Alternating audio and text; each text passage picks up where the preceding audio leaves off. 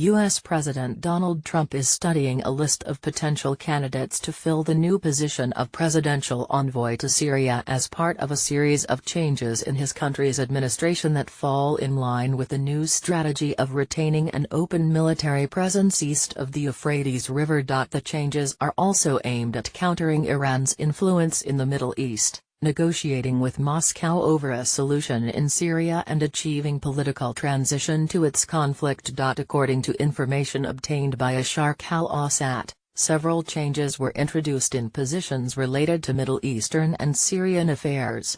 Among them was the appointment of David Shanker, of the Washington Institute for Near East Policy, as successor to David Satterfield as envoy to the Middle East. The most prominent change, however, will be the appointment of a presidential envoy to Syria, who will be primarily responsible for this file.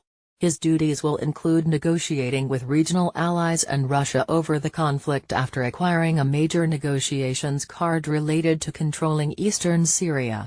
Russia and the U.S. had agreed in May to consider the eastern Euphrates as a dividing line between their forces and allies on the ground. Consequently, areas east of the river are now under the control of the U.S. and its allies, and the areas west of the river are controlled by Moscow's allies.